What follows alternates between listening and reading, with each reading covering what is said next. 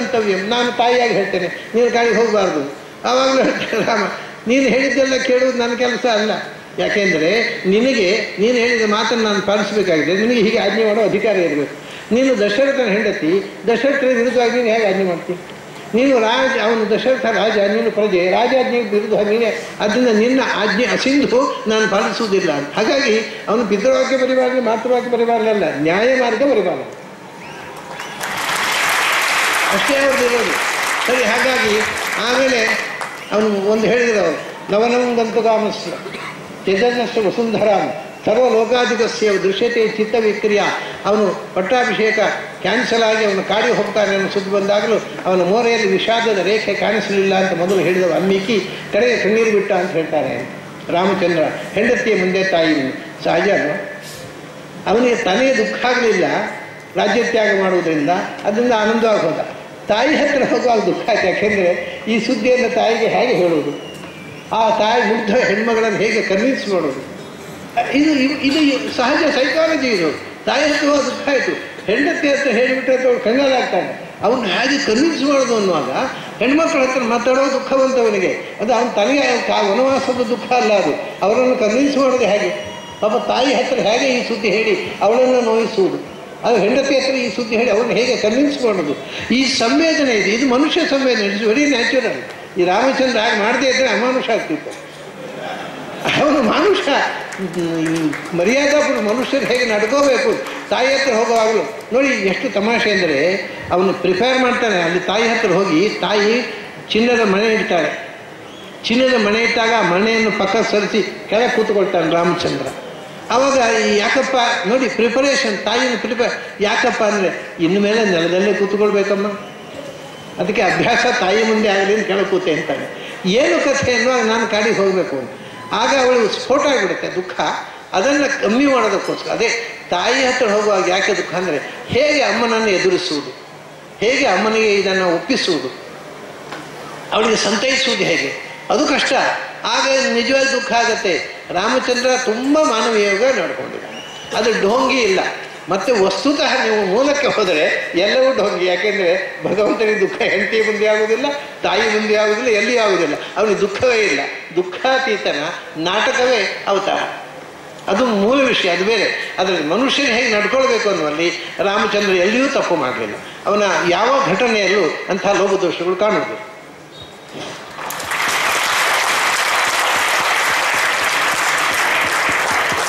Hello ವಿದ್ವಾಂಸರಾದ Bannanje ಗೋವಿಂದಾಚಾರ್ಯರು ರಾಮಾಯಣದ ಅಭಿಪ್ರಾಯವನ್ನೇ ಗ್ರಹಿಸೋದರಲ್ಲಿ ನಾವು ಎಡವಿದ್ದೇವೆ ಅಂತ ಹೇಳುವ ಮೂಲಕ ನಾನು ಒಂದಿಷ್ಟ ಜಿಜ್ಞಾಸೆಗೆ ಸಮರ್ಥವಾದ ಪರಿಹಾರವನ್ನು ನೀಡಿದ್ದಾರೆ.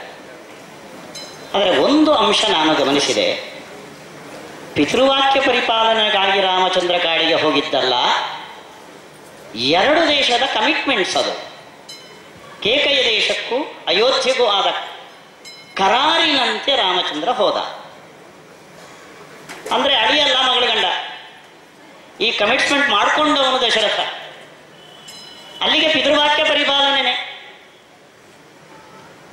ರಾಮ ತಂದೆ ಅಂತ ಗೌರವದ ಸ್ಥಾನದಲ್ಲಿಟ್ಟವ, ತಂದೆ ಮಾಡಿದ ಕರಾರಿಗೆ ಒಪ್ಪಿ ಕಾಡಿಗೆ ನಡೆದ ತಂದೆ ಮೇಲಿನ ಗೌರವದಿಂದ. ಆದರೆ ರಾಮನ ಅಭಿಪ್ರಾಯದಲ್ಲಿ ಅವನ ತಂದೆ ದಶರಥ ಎಲ್ಲಿ ನಿಂತಿದ್ದಾನೆ? ತಲೆ ಮೇಲೆ ಇಟ್ಕೊಂಡಿದ್ದಾನೋ ಅಪ್ಪನನ್ನ, ಕಾಲಲ್ಲಿ ಮೆಟ್ಟಿ ನಿಂತಿದ್ದಾನೋ? ಅಂದರೆ ವಾಲ್ಮೀಕಿಗಳಂತಾರೆ ತಲೆ ಮೇಲೆ ಇಟ್ಕೊಂಡಿಲ್ಲ, ಭುಜದಲ್ಲೂ ಹೊತ್ಕೊಂಡಿಲ್ಲ, ಕಾಲ ಕೆಳಗಡೆ ಹಾಕಿದ್ದಾನೆ ರಾಮಚಂದ್ರ ಅಪ್ಪನನ್ನ. ವಾಲ್ಮೀಕಿಗಳ ಮಾತನ್ನು ನಿಮ್ಮ ಮುಂದೆ ಇಡ್ತೇನೆ ನಾನು. ದಶರಥನ ಆದರ್ಶವನ್ನು ರಾಮಚಂದ್ರ ಲಕ್ಷ್ಮಣನ ಮುಂದೆ ಬಣ್ಣಿಸುವ ಮಾತು ಇದು ವಾಲ್ಮೀಕಿ ರಾಮಾಯಣದಲ್ಲಿ. ಅರ್ಥಧರ್ಮೋ ಪರಿತ್ಯಜ್ಯ ಯಃ ಕಾಮಂ ಅನುವರ್ತತೆ ಏವಂ ಆಪತ್ಯತೆ ಕ್ಷಿಪ್ರಂ ರಾಜಾ ದಶರಥೋ ಯಥಾ. ಧರ್ಮ ಅರ್ಥ ಕಾಮ ಮೋಕ್ಷ 4 ಪುರುಷಾರ್ಥಗಳಲ್ಲಿ ಧರ್ಮ ಮತ್ತು ಅರ್ಥ ಇವೆರಡನ್ನ ಕಡೆಗೆಣಿಸಿ ಕಾಮಕ್ಕೆ ವಶನಾದರೆ ಯಾವ ದುರಂತಕ್ಕೆ ಇಳಿತಾರೆ ಅನ್ನೋದು ನಮ್ಮಪ್ಪ ಉದಾಹರಣೆ.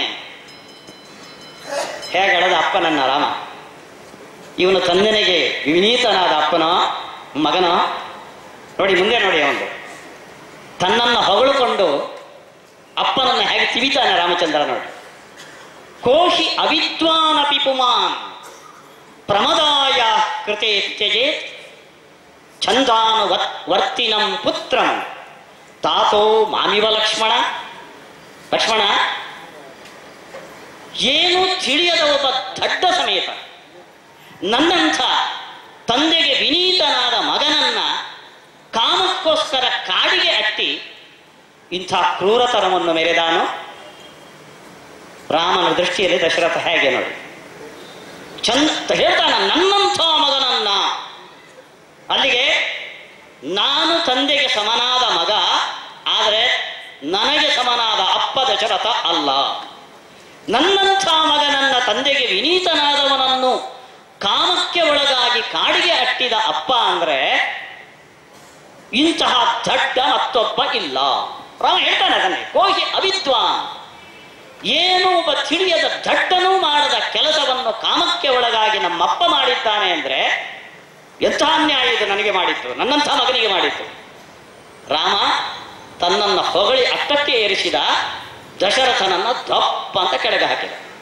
ಇವತ್ತು ನಮ್ಮ ಮಕ್ಕಳು ಮಾಡೋದಕ್ಕೂ ರಾಮ ಮಾಡೋದಕ್ಕೂ ಏನ್ರಿ ವ್ಯತ್ಯಾಸ? ಇವನು ಮರ್ಯಾದಾ ಪುರುಷೋತ್ತಮನೋ? ಪ್ರಾಯ ರಾಮನ ಈ ಮರ್ಯಾದೆಯನ್ನು ಅನುಸರಿಸಿಯೇ ನಮ್ಮ ಮಕ್ಕಳು ಅಪ್ಪನಿಗೆ ಎದುರಾಡುವ ವ್ಯಕ್ತಿತ್ವದಲ್ಲಿ ಅಲ್ಲಿ ರಾಮಾಯಣದಿಂದ ಕಲಿತಿದ್ದಾರೆ ಅಂತ ನಾನು ಹೇಳಿದ್ರೆ ನೀವು ಹೇಗೆ ಅಲ್ಲ ಅಂತೀರಿ? ಇದು ನನ್ನ ಜಿಜ್ಞಾಸೆ. ಸಮರ್ಥವಾದ ಉತ್ತರವನ್ನ ಆಚಾರ್ಯ ಬನ್ನಂಜೆಯವರು ನೀಡುತ್ತಾರೆ ಅಂತ ಭಾವಿ.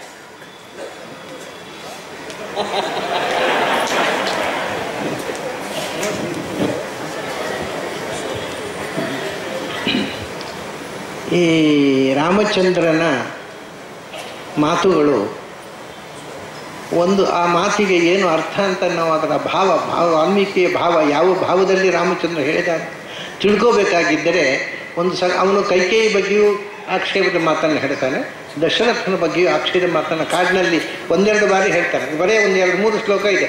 ಇನ್ನು ತಮಾಷೆ ಅಂದರೆ 24,000 ಶ್ಲೋಕದಲ್ಲಿ ದಶರಥನ ಬಗ್ಗೆ ಆಕ್ಷೇಪ ಮಾಡಿದ ಶ್ಲೋಕ ಎರಡೇ ಸಿಗೋದು ಇಡೀ ರಾಮಾಯಣದಲ್ಲಿ. ಅದು ಎರಡನ್ನೂ ಅವರು ಹುಡುಕಿ ಹಾಕಿಬಿಟ್ಟಿದ್ದಾರೆ. ಇನ್ನೊಂದು ಹುಡುಕಿ ಕೊಡಿದ್ರೆ ಇಲ್ಲ, ಇನ್ನೊಂದು ಹುಡುಕಿದ್ರೆ ಆ ಶ್ಲೋಕವೇ ಇಲ್ಲ ರಾಮಾಯಣದಲ್ಲಿ. ಅದು ಏನು ಅಂದರೆ ಇದರಿಂದ ಏನು ಹೇಳಿದಾಗಾಯ್ತು ಅಂದರೆ ರಾಮ ತಂದೆ ಏನು ಹೇಳಿದರೂ ಪರಮಪೂಜ್ಯ, ಬಾವಿಗಾರು ಅಂದರೆ ಬಾವಿಗಾರುವಷ್ಟು ಮುಗ್ಧ ಅಲ್ಲ ಅಂತ ತೋರಿಸುತ್ತೆ ಹೊರತು ಅವನು ಪಿತೃದ್ರೋಹಿ ಅಂತ ತೋರಿಸೋದಿಲ್ಲ. ವಸ್ತುನಿಷ್ಠವಾಗಿ ಚಿಂತನೆ ಮಾಡುವ ಶಕ್ತಿ ಇತ್ತು. ಅಪ್ಪ ತಪ್ಪು ಮಾಡಿದ್ದು ನಾನು ಒಪ್ಪುಗೋತೇನೆ, ಅದನ್ನು ಸಮರ್ಥನೆ ಮಾಡೋದಿಲ್ಲ. ಅಂದರೆ ಅವನಿಗೆ ಒಂದು ಸಂಗತಿಯನ್ನು ವಸ್ತುನಿಷ್ಠವಾಗಿ ಚಿಂತನೆ ಮಾಡುವ ಶಕ್ತಿ ಇತ್ತು ಅಂತಾಯಿತು. ತಂದೆಯನ್ನು ಹೇಳಿ ಕೆಳಗೆ ಹಾಕಿದ, ಅವನು ದೂಡಿದ, ಇದ್ದದ್ದಲ್ಲಿ ಇದ್ದ ಹಾಗೆ ತಿಳ್ಕೊಂಡ. ವಸ್ತುನಿಷ್ಠ, ನನ್ನ ತಾಯಿ ತಪ್ಪು ಮಾಡಿದ್ದು ನಿಜ, ನನ್ನ ತಂದೆ ತಪ್ಪು ಮಾಡಿದ್ದು ನಿಜ, ಆದರೆ ಅವರು ಮಾಡಿದ್ದ ಅಪ್ಪಿಗೋಸ್ಕರ ಅವರಿಗೆ ನಾವು ಶಿಕ್ಷೆ ಕೊಡುವಂತಿಲ್ಲ. ತಪ್ಪು ಮಾಡಿದ್ದಾಯಿತು, ಅದರಿಂದ ಉಪಕಾರವಾಯಿತು ಅನ್ನುವ ದೃಷ್ಟಿಯಿಂದ ಅವನು ಹೇಳ್ತಾನೆ. ಯಾಕೆಂದರೆ ಅವನಿಗೆ ಬೈಯುವುದು ನಿಜ, ಅವರನ್ನು ಕಾಲಕರಿಗೆ ತಳ್ಳುವುದೇ ಉದ್ದೇಶ ಆಗಿದ್ದರೆ ಲಕ್ಷ್ಮಣ ಕಾಡಿನಲ್ಲಿ ಒಂದು ಸರ್ತಿ ದಶರಥನ ಬಗ್ಗೆ ಆಮೇಲೆ ಕೈಕೇಯಿ ಬಗ್ಗೆ ಕೆಟ್ಟ ಮಾತನ್ನಾಡ್ತಾನೆ. ಕಾಲರಾತ್ರಿ ಇರುವಾಗ ನಮ್ಮ ಮನೆತನಕ್ಕೆ ಯಾಕೆ ಬಂದ್ಲು ಆ ಮಾರಿ ಅಂತ ಹೇಳಿದಾಗ ಲಕ್ಷ್ಮಣ, ನಿನ್ನ ತಾಯಿಯ ಬಗ್ಗೆ ನಿನ್ನ ತಂಗಿಯ ಬಗ್ಗೆ ಕಮೆಂಟ್ ಮಾಡುವುದು ನಿನಗೆ ಅಗತ್ಯ ಇಲ್ಲ, ಬೇರೆ ವಿಷಯ ಇದ್ದರೆ ಮಾತಾಡುವಂತ. ಅವರನ್ನು ಟೀಕೆ ಮಾಡುವುದೇ ರಾಮನ ಉದ್ದೇಶ ಆಗಿದ್ದರೆ ಹಾಗೆ ಹೇಳ್ತಿರಲಿಲ್ಲ.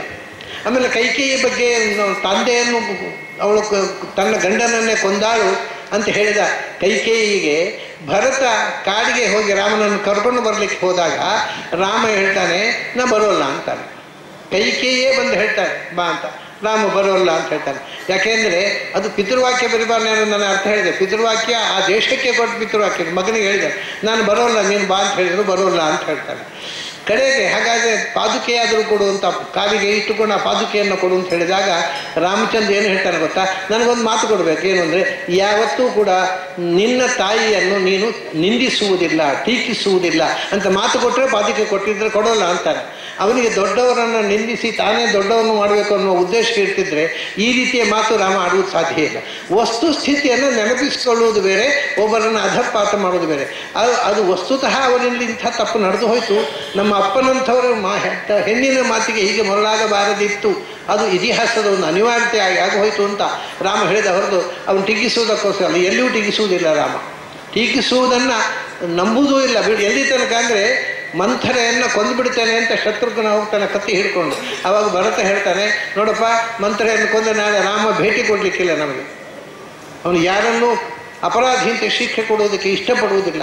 ಇಲ್ಲದೇ ಇದ್ದರೆ, ಈ ರಾಮನ ಈ ನಯಕ್ಕೆ ಒಪ್ಪಿಕೊಳ್ಳದೇ ಇದ್ದರೆ ಭರತನೇ ಕೈಕೇಯಿಗೆ ಒಂದು ಮಾತು ಹೇಳ್ತಾನೆ.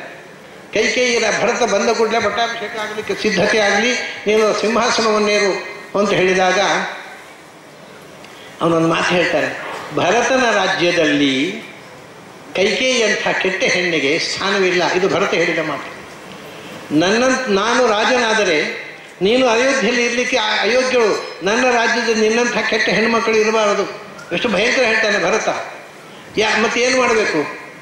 ಸಾತ್ವಂ ಅಗ್ನಿಂ ಪ್ರವಿಶವ ಸ್ವಯಂವಾ ವಿಷ ದಂಡಕಂ ಕಂಠೇ ವಧಾನವ ರಜ್ಜು. ಅವನು ಹೇಳ್ತಾನೆ, ನೀನು ಭರತನ ರಾಜ್ಯದಲ್ಲಿ ಇರಲಿಕ್ಕೆ ಯೋಗ್ಯಳಲ್ಲ. ಮತ್ತೇನು ಮಾಡಬೇಕು? ನಾನು ಬೆಂಕಿಗೆ ಹಾರು, ನನಗೆ ಬೇಡ ನಿನ್ನಂಥ ತಾಯಿ. ಆಮೇಲೆ ಇಲ್ಲ, ಕಂಠೇ ವಧಾನವ ರಾಜ್ಯಂ, ಹಗ್ಗ ಹಾಕೊಂಡು ಸಾಯು, ನನಗೆ ನಿನ್ನಂಥ ತಾಯಿ ಬೇಡ. ಬದುಕಬೇಕು ಅಂತ ಆಸೆ ಇದ್ದರೆ ಭರತ ನಿನ್ನನ್ನು ಸಾಕುವುದಿಲ್ಲ. ನೀನು ಕಾಡಿ ಕಳಿಸ್ತೀಯಲ್ವ, ರಾಮನ ಹತ್ರ ಹೋಗು. ರಾಮ ನಿನ್ನನ್ನು ಪ್ರೀತಿಯಿಂದ ಸಾಕ್ತಾನೆ. ಸ್ವಯಂಭಾವ. ಇದು ಪ್ರತಿಯೊಬ್ಬರಿಗೂ ರಾಮನ ನೇಚರ್ ಗೊತ್ತಿದ್ದವರಿಗೆ ಅರ್ಥ ಆಗುವುದು ರಾಮಾಯಣದಲ್ಲಿ. ಅಲ್ಲಿ ಎಲ್ಲಿಯೂ ಕೂಡ ಅವನಿಗೆ ಅನ್ಯಾಯ ಮಾಡಿದವರಿಗೆ ರಾಮ ಕೇಡು ಬಯಸಿದವನಲ್ಲ. ಅವ್ರು ತಪ್ಪು. ಈಗ ರಾವಣನನ್ನು ರಾಮ ಕೊಂದ. ಆಮೇಲೆ ವಿಭೀಷಣನ ಹತ್ರ ಹೇಳ್ತಾನೆ ಅವನಿಗೆ ಉತ್ತರ ಕ್ರಿಯೆ ಮಾಡುವಂತ. ಆವಾಗ ನಾನು ಮಾಡೋಲ್ಲ, ಅವನು ಮಾಡೋದು ತಪ್ಪಿಲ್ಲ, ಅಂಥ ನೀಚ, ಅವನು ಯಾಕೆ ಉತ್ತರ ಕ್ರಿಯೆ ಮಾಡಬೇಕು ಅಂತ ಹೇಳಿದಾಗ, ಮರಣಾಂತಾನಿ ವೈರಾಣಿ, ನೆನಪಿಟ್ಟುಕೋ, ಸತ್ತ ಮೇಲೆ ದ್ವೇಷ ಇಲ್ಲ. ಅವನು ಯಥಾ ಭ್ರಾತ ತಥಾ ಮಮ, ನನಗೆ ಸೋದರ ಇದ್ದ ಹಾಗೆ ನೀನು ಮಾಡುವಂತ ಮಾಡಿಸ್ತಾನೆ. ಅಂದರೆ ಶತ್ರುಗಳನ್ನು ಪ್ರೀತಿಸಿದವರ. ಅದು ಇಡೀ ರಾಮಾಯಣದ 24,000 ಶ್ಲೋಕಗಳಿಗೆ ವಿರುದ್ಧವಾಗಿ 2 ಶ್ಲೋಕಕ್ಕೆ ಅಪಾರ್ಥ ಮಾಡಲಿಕ್ಕೆ ಹೋಗಬೇಡಿ. ಅದು ರಾಮನಲ್ಲಿ ವಸ್ತುಸ್ಥಿತಿಯನ್ನು ಗುರುತಿಸುವ ಸಂಗತಿ ಅಷ್ಟೇ. ಬನ್ನಂಜೆ ಗೋವಿಂದಾಚಾರ್ಯರ ಉತ್ತರವನ್ನು ಸಂಕ್ಷೇಪವಾಗಿ ಹೇಳೋದಾದರೆ, ನನ್ನದು ಧ್ವನಿ ಜಾಸ್ತಿ ಇದೆ, ಪೂರ್ವಪಕ್ಷವೇ ಸಿದ್ಧಾಂತ ಅಂತ ಭ್ರಮಿಸಬೇಡಿ. ನನ್ನ ವಯಸ್ಸಿಗೂ ಅವರ ವಯಸ್ಸಿಗೂ ತುಂಬ ಅಂತರ ಇದೆ. ಒಳ್ಳೆಯ ಪರಿಹಾರವನ್ನು ಕೊಟ್ಟಿದ್ದಾರೆ. ರಾಮ ಮರ್ಯಾದಾ ಪುರುಷೋತ್ತಮನಾಗಿದ್ದು ಈ ಕಾರಣದಿಂದ ಅವನು ಕಾಡಿಗೆ ಹೋಗುವ ಅನಿವಾರ್ಯತೆ ಇದ್ದು ಕಾಡಿಗೆ ಹೋಗಿದ್ರೆ ಅವನ ದೊಡ್ಡ ಸ್ಥಾನ ಏನೇ ಇರಲಿಲ್ಲ. ಅವನು ಕಾಡಿಗೆ ಹೋಗುವ ಅನಿವಾರ್ಯತೆ ಇಲ್ಲ.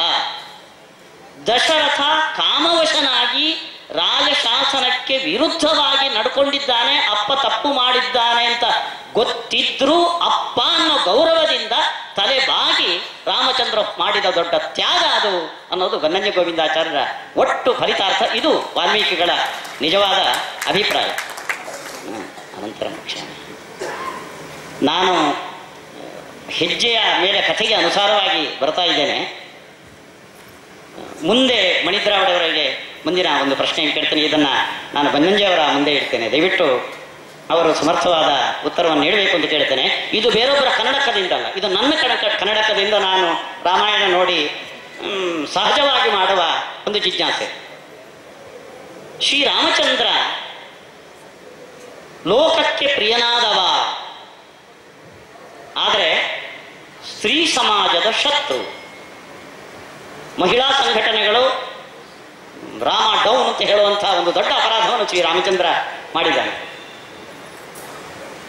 ಸ್ತ್ರೀಯನ್ನ ಒಂದು ವಿಷಯ ಪದಾರ್ಥ, ಭೋಗ್ಯ ವಸ್ತು ಅಂತ ಕಂಡವ ಶ್ರೀರಾಮಚಂದ್ರ. ಇದಕ್ಕೊಂದು ಉದಾಹರಣೆಯನ್ನು ನಾನು ಹೇಳ್ತೇನೆ. ಶೂರ್ಪಣಖೆಯ ಪ್ರಸಂಗ. ಕಾಡಿಗೆ ಹೋಗಾಗಿದೆ ರಾಮಚಂದ್ರ. ಶೂರ್ಪಣಖೆ ಗಂಡನನ್ನು ಕಳ್ಕೊಂಡರು. ಕಾಡಿನಲ್ಲಿ ರಾಮ ಲಕ್ಷ್ಮಣರ ಸುಂದರ ರೂಪವನ್ನು ನೋಡಿದ್ರು. ಸಹಜ. ಇನ್ನು ತಾರುಣ್ಯದಲ್ಲಿ ಇರುವವಳು ತಾನು ರಾಕ್ಷಸ ಮಾಯಾವಿದ್ಯೆಯಿಂದ ಸುಂದರ ರೂಪವನ್ನು ತೊಟ್ಟು ರಾಮನ ಮೇಲಿನ ಅಭಿಲಾಷೆಯಿಂದ ರಾಮನ ಬಳಿಗೆ ಬರ್ತಾನೆ. ರಾಮ ಅಂತಾನೆ, ನನಗೆ ಹೇಳ್ತಿದ್ದಾಳೆ, ಶ್ರೀಮಾನ್ ಅಕೃತದಾರಶ್ಚ, ನನ್ನ ತಮ್ಮ ಇದ್ದಾನೆ ನನಗಿಂತಲೂ ಸ್ಪೃದ್ರೂಪಿ, ಅವನಿಗೆ ಮದುವೆ ಆಗಿಲ್ಲ, ಅವನ ಹತ್ರ ಹೋಗು. ಗಮನಿಸಿ, ರಾಮಚಂದ್ರ ಎಂದೂ ಸುಳ್ಳಾಡದ ಸತ್ಯವಾನ್ ಬಿರುದು ಕೊಟ್ಟದ್ದು ವಾಲ್ಮೀಕಿಗಳು. ಸುಳ್ಳಾಡದ ಬಾಯಲ್ಲಿ ತನ್ನನ್ನ ಕಾಮಿಸಿ ಸಹಜವಾಗಿ ಪ್ರಕೃತಿಯ ಬಾಧೆಗೆ ಒಳಗಾದ ಒಂದು ಹೆಣ್ಣಿನ ಮುಂದೆ ತನ್ನನ್ನ ಕಾಮಿಸಿ ಬಂದ ಶೂರ್ಪಣಕಿಗೆ ನನ್ನ ತಮ್ಮ ಇದ್ದಾನೆ, ಮದುವೆ ಆಗಿಲ್ಲ, ಅವನ ಹತ್ರ ಹೋಗಿ ಕೇಳು ಅಂತ. ಸತ್ಯಸಂಧನೋ ರಾಮ?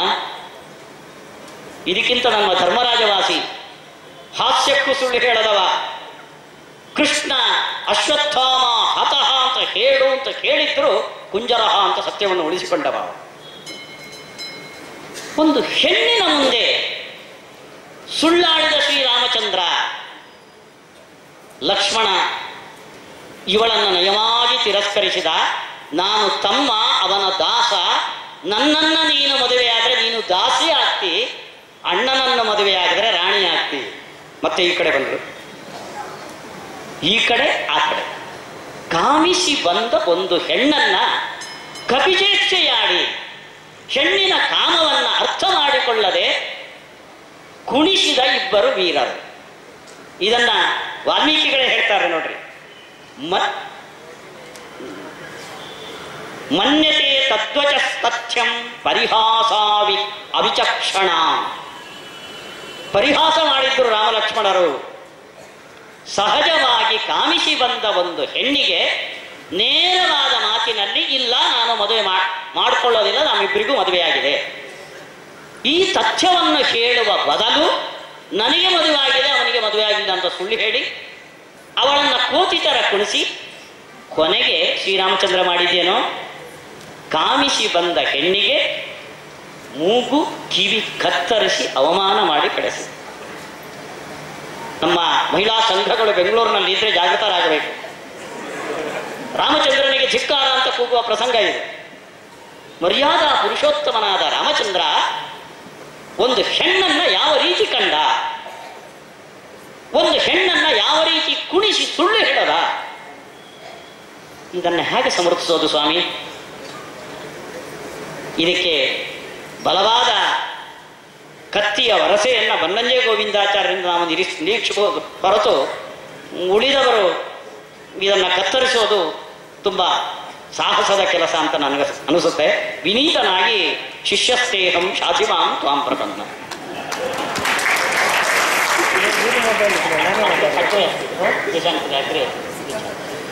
ಮುಂದಿನ ಪ್ರಶ್ನೆ ಅವರಿಗೆ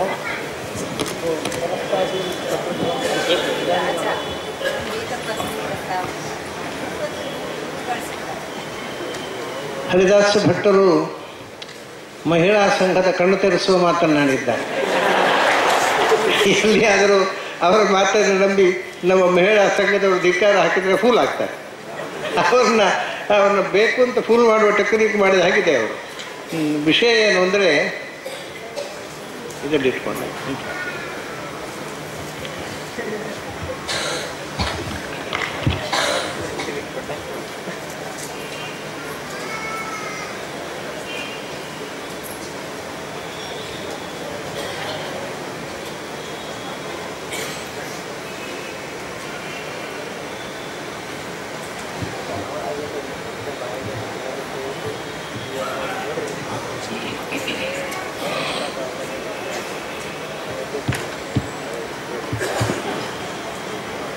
ಆ ಪ್ರಸಂಗ. ಅದರಲ್ಲಿ ಒಂದು ತಮಾಷೆ ಏನು ಅಂದರೆ, ಕಥಕ ಅಂತ ಒಂದು ವ್ಯಾಖ್ಯಾನ ಬರ್ತಾನೆ ಮಾಧವ ಯೋಗಿ ಅನ್ನೋ ಹುಚ್ಚ, ಇವರು ಪಾರ್ಟಿಯ ಮಾಮ. ಅವನು ಏನು ಹೇಳ್ತಾರೆ ಗೊತ್ತಾ, ರಾಮಚಂದ್ರ ಶೂರ್ಪಣಖೆ ಹತ್ರ ಸುಳ್ಳು ಹೇಳಿದ್ದರಿಂದಲೇ ಆ ಪಾಪದಿಂದಾಗಿ ಅವನಿಗೆ ಪತ್ನಿ ವಿಯೋಗ ಆಯಿತು ಅಂತ ಬರೆದಿದ್ದಾನೆ. ಅವನು ಸ್ವಲ್ಪ ತಲೆ ಕೆಟ್ಟವನು. ಅವನಿಗೆ ಇದು ಹೆಂಡತಿಯನ್ನು ಕಳ್ಕೊಂಡ ಈ ಸುಳ್ಳು ಹೇಳಿದ ಫಲವಾಗಿ ಮುಂದೆ ಸೀತಾ ಪರಿತ್ಯಾಗ ರಾವಣ ಕದ್ದುಕೊಂಡು ಹೋದ. ಅದು ಅವನು ಸುಳ್ಳು ಹೇಳಿದ್ದರ ಫಲವಾಗಿ ಅವನಿಗೆ ಬಂದಂಥ ಶಿಕ್ಷೆ ಅಂತ ಹೇಳ್ತಾರೆ. ಆದರೆ ವಸ್ತುತಃ ಅದೇ ಈ ರಾಮಾಯಣವನ್ನು ಅರ್ಥ ಮಾಡಿಕೊಳ್ಳದೆ ವ್ಯಾಖ್ಯಾನ ಬರೆದವರೇ ಬಹಳ ಜನ. ಅದು ಎಲ್ಲ ತಪ್ಪರ್ಥವೇ ಬಂದು ಏನು ಮೊದಲವರು ಮಾಡೋ ತಪ್ಪು. ಎಲ್ಲ ವ್ಯಾಖ್ಯಾನಕಾರರು ಲಕ್ಷ್ಮಣ ಎಲ್ಲ ಭರತ ದೊಡ್ಡವ ಅಂತ ಹೇಳಿದ ಅಬದ್ಧ ನಿರ್ಧಾರ, ಸರ್ವಾಂಗ ಅಬದ್ಧ ನಿರ್ಧಾರ. ಅದಕ್ಕೆ ಆಧಾರವೇ ಇಲ್ಲ ಮತ್ತು ಇಡೀ ರಾಮಾಯಣಕ್ಕೆ ವಿರುದ್ಧ. ಹಾಗೆ ಇಲ್ಲಿ ಏನು ಅಂದರೆ ಈ ಆಕ್ಷೇಪ ಉಂಟಲ್ವ, ಇದಕ್ಕೆ ನಾನು ಉತ್ತರ ಕೊಡೋದಕ್ಕಿಂತ ಮಹಾಭಾರತ ಉತ್ತರ ಕೊಟ್ಟಿದೆ. ಮಹಾಭಾರತ ಈ ತಮಾಷೆ ಗೊತ್ತುಂಟ, ರಾಮನೇ ಕೃಷ್ಣನಾದ, ಅವರು ಒಂದು ಕಡೆ ರಾಮರೂಪದ ಕೃಷ್ಣ, ರಾಮನೇ ಕೃಷ್ಣನಾದ, ರಾಮ ಏಕಪತ್ನಿ ವ್ರತಸ್ಥ, ಕೃಷ್ಣ 16,108 ಜನರನ್ನು ಮದುವೆಯಾದ. ರಾಮ ತಂದೆ ಹೇಳಿದ ಮಾತು ಸುಳ್ಳಾಗಬಾರ್ದು ಅಂತ ಕಾಡಿ ಹೋದ, ಕೃಷ್ಣ ಹುಟ್ಟಿದ ಪ್ರಾರಂಭದಿಂದ ಮಾತು ಕಲಿತಂದಿನಿಂದ ಸುಳ್ಳು ಹೇಳಿ ಶುರು ಮಾಡಿದ. ಈ ಎರಡು ಅವತಾರಗಳು ವಿರೋಧ ಇಲ್ಲ, ಇದು ಅವಿರುದ್ಧ. ಮೊದಲು ಮಣ್ಣು ತಿಂದ, ಮಗುವಾಗಿದ್ದವರು 2 ವರ್ಷ ನಡೆದದ್ದು. ತಾಯಿ ಅಂತ ಹೇಳಿದರೆ ನಾಹಂ ಭಕ್ಷಿತೋ ನಂಬ ಸರ್ವೇ ಇತ್ಯಾದಿ ಭಾಷಣ ಅಂತ, ನಾನು ಮಣ್ಣು ತಿಂದೇ ಇಲ್ಲ ಅಂದ. ಹೀಗೆ ಸುಳ್ಳು ಹೇಳ್ತಾ ಕೊನೆಗೆ ಧರ್ಮರಾಜನ ಹತ್ರ ಸುಳ್ಳು ಹೇಳಿಸಿದ. ಅದು ಧರ್ಮರಾಜನ ಸುಳ್ಳು ಹೇಳಿದ್ದು ಯಾಕೆ ಗೊತ್ತಾ? ಅದು ಬರುತ್ತೆ ಮಹಾಭಾರತ. ಭೀಮ ಎಲ್ಲ ಹೇಳಿದರೆ ನಂಬ್ತಿರ್ಲಿಲ್ಲ.